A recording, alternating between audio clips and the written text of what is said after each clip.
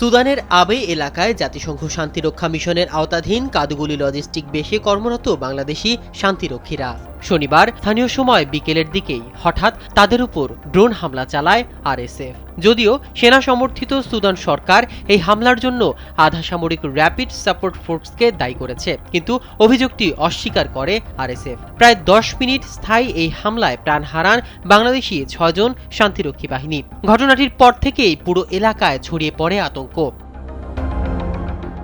এদিকে রোববার পর্যন্ত নিহত শান্তিরক্ষীদের মরদেহ দেশে ফেরানোর সময়সূচি নিশ্চিত হওয়া যায়নি।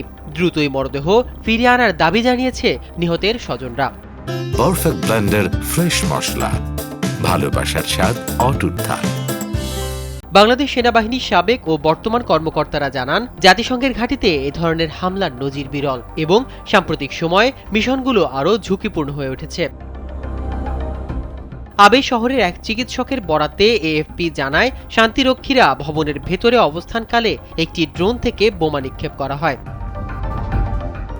আইএসপিআর প্রকাশিত তথ্যে জানা গেছে, নিহতরা হলেন কর্পোরাল মোহাম্মদ মাসুদ রানা, সৈনিক মোহাম্মদ মমিনুল ইসলাম, সৈনিক শামীম রেজা, সৈনিক শান্ত মণ্ডল, মেস ওয়েটার মোহাম্মদ জাহাঙ্গীর আলম এবং লন্ড্রি কর্মচারী মোহাম্মদ সবুজ মিয়া। জাতিসংঘ মহাসচিব অ্যান্টোনিও গুতেরেস হামলাটিকে ভয়াবহ আখ্যা দিয়ে কড়া নিন্দা জানিয়েছেন এবং জবাবদিহিতা নিশ্চিতের কথা বলেন।